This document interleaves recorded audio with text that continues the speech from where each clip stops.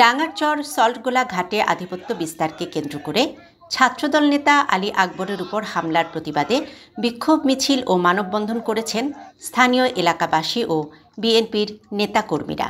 চট্টগ্রাম থেকে সরওয়ার রানার প্রতিবেদনে বিস্তারিত। বৃহস্পতিবার ২৬ সেপ্টেম্বর বিকালে জুলধা ইউনিয়নে বিএনপির সাধারণ সম্পাদক মোহাম্মদ সালাউদ্দিনের সঞ্চালনায় ও সভাপতি মোহাম্মদ কাজী মঈনুদ্দিন টিপুর সভাপতিত্বে ১ নম্বর ওয়ার্ড ডাঙ্গারচর ঘাটের পাশে এ মানববন্ধন অনুষ্ঠিত হয়েছে।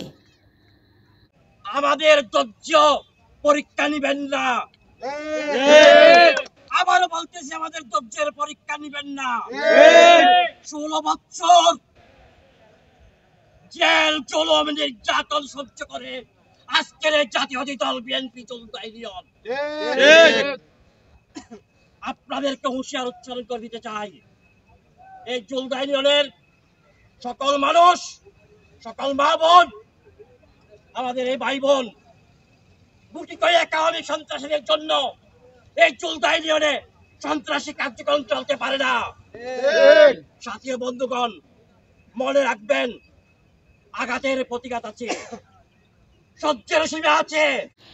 গত মঙ্গলবার ২৪ সেপ্টেম্বর সন্ধ্যায় সাবেক ইউপি সদস্য ও ওয়ার্ড আওয়ামী লীগের সভাপতি সাইফুল ইসলাম বদি, ওয়ার্ড আওয়ামী লীগের ধর্ম বিষয়ক মোহাম্মদ বাবুল, মোহাম্মদ মামুন ও তার পালিত সন্ত্রাসী বাহিনীর দ্বারা পূর্ব পরিকল্পিত হামলার ঘটনা ঘটেছে বলে মানববন্ধনে বক্তারা দাবি করেন।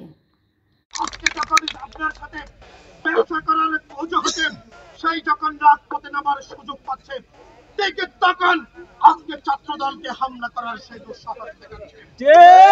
আমরা যদি ঐক্যবদ্ধ না হই, আগামীকাল আপনি মঈনুদ্দিন টিপু ভাই আক্রান্ত হবেন, আগামীকাল সালাউদ্দিন ভাই আপনি আক্রান্ত হবেন, আগামীকাল আব্দুল কাদের সুজন ভাই আপনি আক্রান্ত হওয়ার জন্য আপনাকে অপেক্ষা করতে হবে।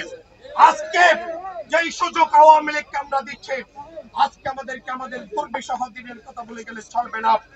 আজকে এই কর্ণফুলীর গাম শ্রম রক্তের সাথে এস এম মামুনি বিয়া জড়িত, হাজী ওসমানের যে শ্রম, যে অর্থ গাম দিয়ে কর্ণফুলী বিএনপিকে আমরা সুসংগঠিত করেছি, সাংগঠনিক কর্ণফুলী উপজেলা বিনির্মাণ করেছি।